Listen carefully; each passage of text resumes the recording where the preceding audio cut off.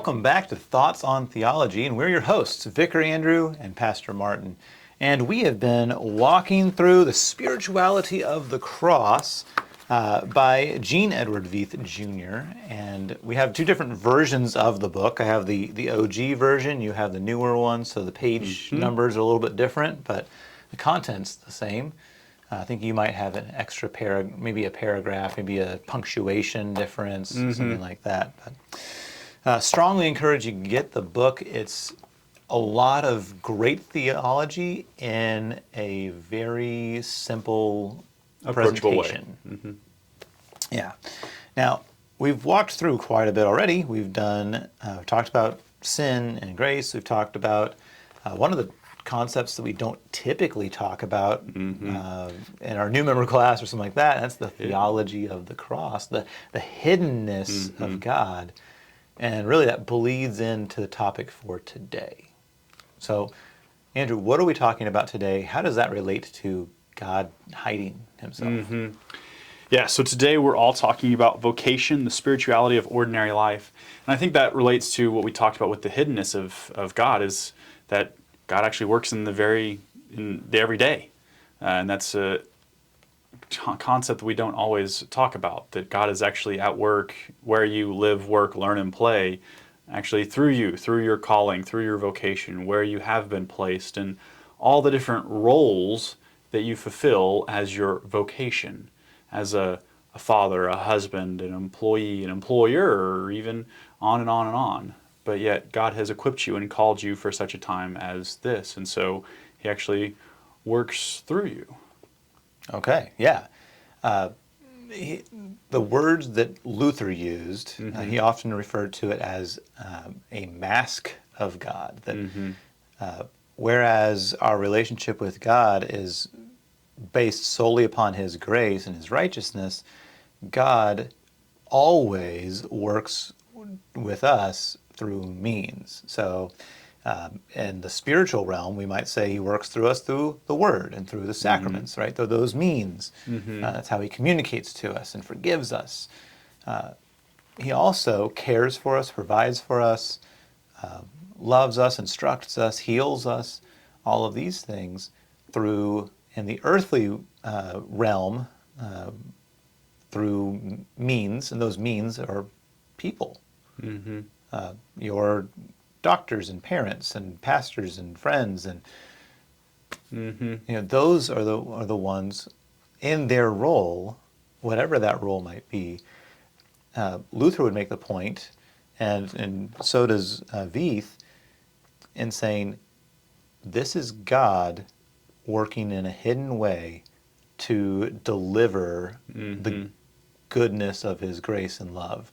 And that's delivered to Christians and non-Christians, to the righteous and the unrighteous, just as Jesus tells us in his Sermon on the Mount. And in all the different realms in which we inhabit, right? That family realm, the state, but also the church, these different realms, God works in all different ones through our vocation, through our calling and things like that. Yeah, we keep using the word vocation. It'd probably be wise to define it.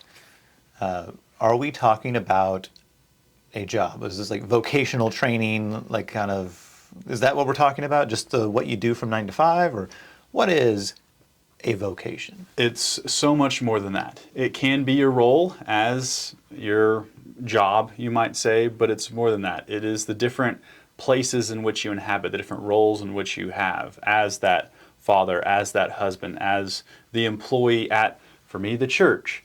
Right? These are all a part of my vocation. One of the ways that I really like that he says it, if I can find it in here.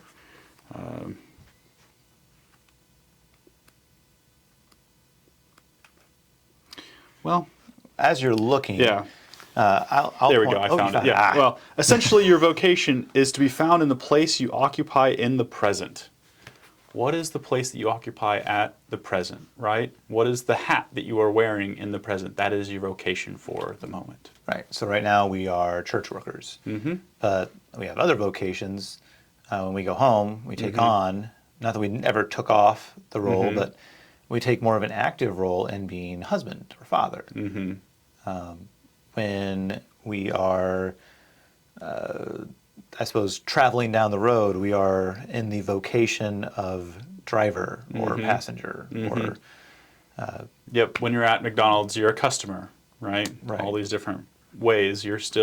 That's the role that you're playing at that time. So in all of these ways, you're interacting with other people. Like that's part of a vocation. Like my vocation is not one something done. It's in isolation, but always it's done in relationship with others.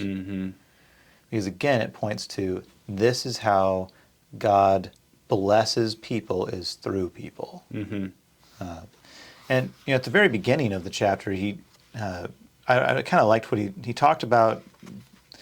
Why vocation is such an important doctrine for us, because he denies. We'll say that Luther denies that salvation is a result of good works, but the doctrine of vocation gives good works a new and different spiritual significance. And so he's tearing down the role of the human in terms of salvation, but exalting the role of human in terms of loving and blessing other people. In the doctrine of vocation, spirituality is brought down to earth to transfigure our practical and everyday life. So that little quote, I thought it's very appropriate for us to see this as sometimes Lutherans are condemned as being too passive or too maybe antinomian against the law. You don't have to do anything, and that's true in terms of salvation. We don't do anything. We believe that we're saved by grace through faith, and yet that never frees us from the responsibility of expressing that faith to our neighbors and acting as that mask of God to them. And that's another, we've talked about, I love how Lutheran theology meets us in our reality. And this is another example of that. That the theology that we believe meets us in the reality of whatever role that we're inhabiting right now. What does it mean to love my neighbor as a father, as a husband, as an employee, as whatever it might be? And so what am I called to do in the reality that I inhabit right now to reflect his love and grace to the world? Because I have been forgiven as a sinner and I have the grace through faith and all of that. It's a reaction to that, but it elevates, like you said, it elevates our need to actually do good works. Not because we're earning it, but because we're reflecting it. Sure. So within the realm of vocation, just that doctrine, it sounds like there's like a picture of like almost a network of humanity kind of connecting to each other, serving each other, loving each other.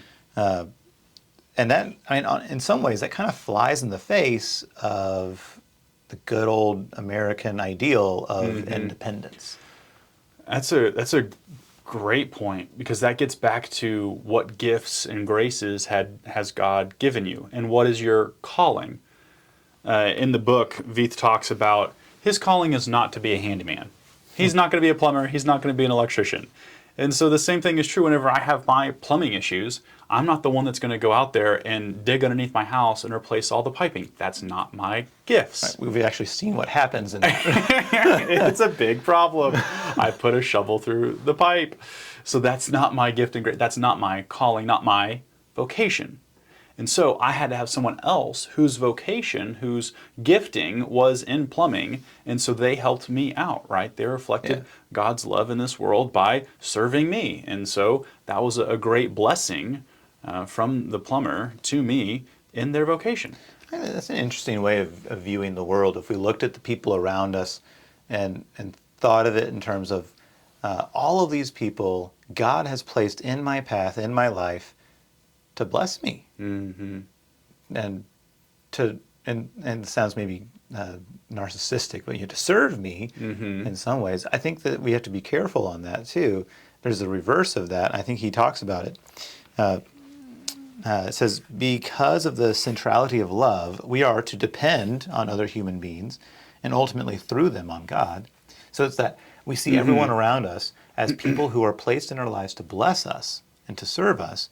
Conversely, and eliminating the welfare syndrome, other people are to depend on us. We are to work for the good of other people. In God's earthly kingdom, we are to receive his blessings from other people in their vocations, and they, in turn, are to be blessed through us. So we see other people as those who are placed to serve and bless us, and we also see them as people for us to bless and to serve and through our vocation, whatever that might be. But instead of seeing people as obstacles or as burdens, we see them as blessings, as those for whom Christ died and those whom God has used for my sake and those who God has using me for their sake.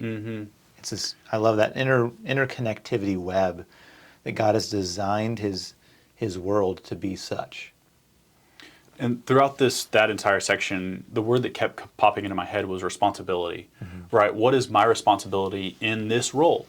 Am I responsible to take care of whatever this problem is, or is it maybe my responsibility to find someone else to take care of this problem? And then what is my responsibility to bless whomever that is, right? What is responsibility asking of me in this current vocation?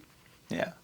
Now, when we think about vocation, or rather, like, what is a good work? Because vocation, we would say vocation, when you're serving one another and you're serving your neighbor, that's a good work.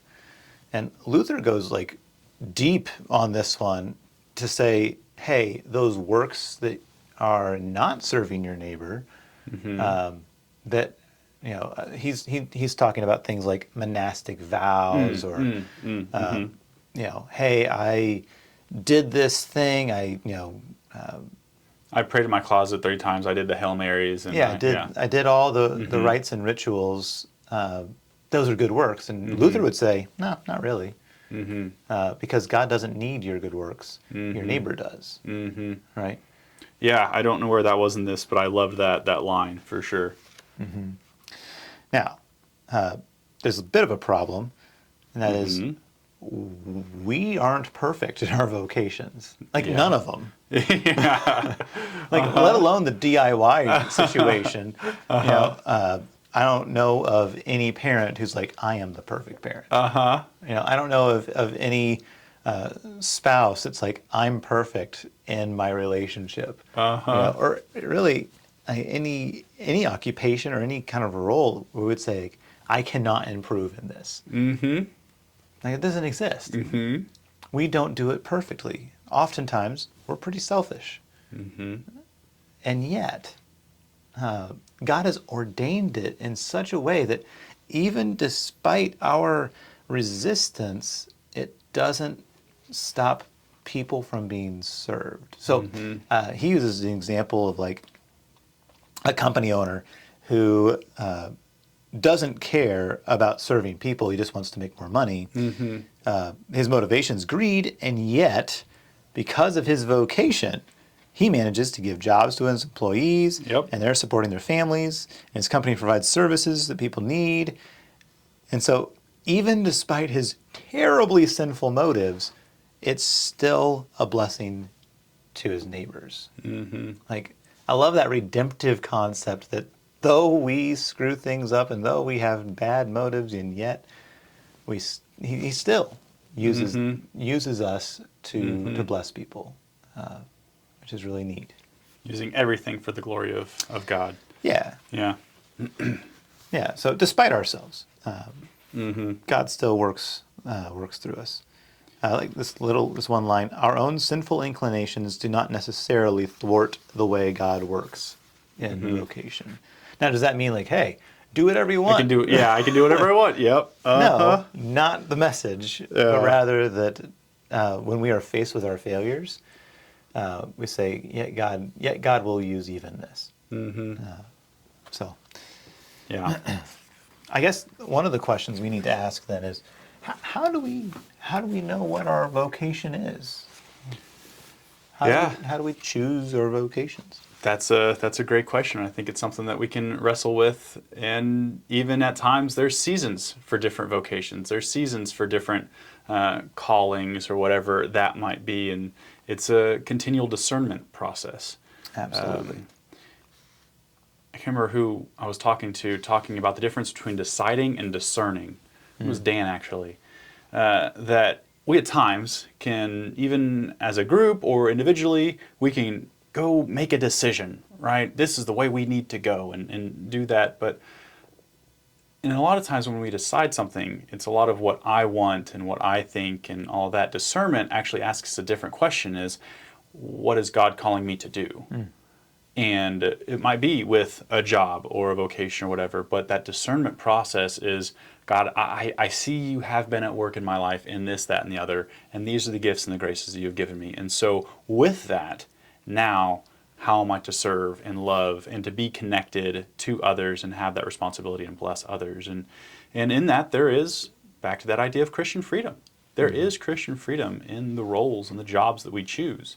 But it ultimately is that discernment process, working with God and listening. Absolutely. And sometimes when we try to like overstep our vocation, again, if we're going to use a DIY example or maybe a more a distinct one that we would see pretty clearly is say someone's broken a law or hurt us. Our task as Christians is, it's not our vocation to dish out revenge. Scripture tells us pretty clearly it's the Lord's to avenge, and He will do this thing, and He uses vocations to do that. And those vocations we would say are law enforcement, judges, potentially soldiers, things like that. They have a vocation that is specifically to wield, as Romans 13 says, wield the sword. And they are instruments, masks of God, through which He delivers His justice. And I think that's one of those important pieces. Is like sometimes we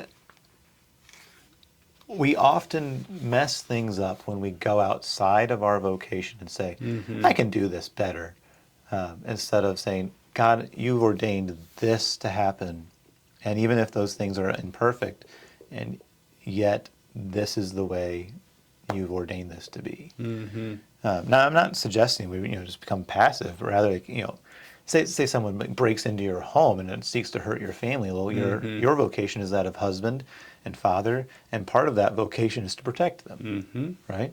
Absolutely. Nothing against that at all, but rather, you see, you see something happening, and it's not up to you, the individual, to be judge, jury, executioner, but rather we have a system in place for that, where people have different vocations. So you'll see, in the chapter, he really talks about that. I was going to bring that up. I really do like his discussion and talking about how Luther wrestled with this idea about the soldier you brought up just a little bit earlier, just talking about how it can be a sticky situation or subject, right? We're supposed to be peacemakers. We're supposed to be at peace with all people, and if someone forgives you, harms you, forgive them 77 times, all these different things. And so what does it mean? And so Luther does conclude that being a soldier is in fact a way of serving and loving one's neighbors. And so that's so, we still have to wrestle with this, right? This isn't it's a modern day topic. Exactly. This isn't just a one and done, we can't take this topic flippantly. Right, it is something that we need to wrestle with, but ultimately use that discernment and just, God, well, how can I best serve you? Yeah. What does that mean? I think when it comes to the concept of not just soldiers but law enforcement in general, I think he makes a statement. Private citizens have no right to take the law into their own hands, nor do rulers of the state have the right to take over the rearing of children, which is the vocation of parents. Instead, it's kind of like to stay in your lane a little bit. Like, God has gifted you for these things. God has called you to these things. Do these things. And let the people who have the task to do that, do that. So, especially when it comes to government slash, I especially like, whew, we don't see that happening in our world today at all. I know. Rulers of the state taking over the rearing of children. I know. Yeah, I was like, that's a topic. that's a topic. We could be here all day talking about that one. Yeah. Yeah. And then, he walks through a little bit, first on the pastoral vocation, specific. Not that, pastors are super special in terms of our vocation's better than anyone else, but rather it's distinctive. It's a unique calling. In that, while there's a lot of service that happens outside, the main service is that of delivering and proclaiming the grace of God. So I liked the way he said it here. Is like, non-Lutherans are often shocked by the notion that the pastor forgives sins. But his ability to do so is simply the proclamation of the gospel, his ability to announce the grace of God. He's forgiving sin not by his own powers, but in the name of Christ. And so the task of the pastor specific, one of my seminary profs used to call it, pastors are the absolution man of the congregation. Their tasks, their vocation is to make sure people hear the truth and grace of Jesus Christ. To equip people then to go and to do likewise out in their vocations. So, to, as he says, to call sinners into a kingdom that does not pass away. So, that's not to say that lay people have no role in the church. Please. That's something that, in fact, the church is made up of people. And so we each have a vocation in a variety of different ways, even within the church. I think that goes back to your point about, knowing your lane, right? Even here it says the former, which talking about the state, really kind of governors and rulers. The former can wield the sword, said Luther, but the pastor can only wield the word. Right? What is the lane? What is the actual calling? What is the actual role dictate of us as pastors, and then everyone that is in the church as well? Yeah. And so, and that role when it comes to the relationship between pastors and government, I would say is speak where God has spoken, and be silent where He hasn't. But we are to be bold about what the truth of God's word says, and how that applies and affects our lives today. But, to take stance on other things, it's not our role. Yeah. So. To back certain political candidates and make sure you have to vote for this person if you're a Christian, or if you're not a Christian, Interesting. That's not our role? Nope. Okay, just making sure. Okay. Nope. To proclaim the very truth of God's word and to encourage people to be good and godly citizens. That sounds great. That sounds fine. One last piece that he brings up, which is a big one. What do you do when your vocation isn't fun? Bearing your cross, as it were. Yes. Right? Experiencing those frustrations and the failures and sufferings and frustrations in our vocations, right? It talks about even parents have moments where the kid has a meltdown, and there are times when the parent doesn't necessarily want to be the parent. There are times when the employee does not want to be the employee. There are times, to be honest, when the pastor doesn't want to be the pastor. That's just a reality. That's part. I love what he says here. That's part of the role, because since God is at work in vocation, observes Wingren, the devil seeks to thwart vocation. And one way is to turn it away from sacrificial service and love of neighbor to a theology of glory, to that self-aggrandizement, pride in good works, the achievement of a spiritually vacuous success. Or another ploy, later on he says, is to pry the person out of his or her calling, temptation in vocation is the devil's attempt to get man out of his vocation. Mm-hmm. And, I think so often, we can have a bad day or whatever, and that's the temptation. It's like, I don't need to be doing this, or I'm done. I'm done. And yet, what is this? It's more than likely, this is Satan saying, no, you don't need to be serving people. Mm-hmm. This isn't good for you. Mm-hmm. And it's You could be doing something so much better, bigger. Oh my gosh, yeah. You don't need to deal with this right now. Yeah. And, that goes not just into occupation. Mm-hmm. That's where we get, and he goes on, there may be the temptation to quit, whether that's a divorce, to leave one's children, or to give up some of the things and some of the abilities that God has given to you.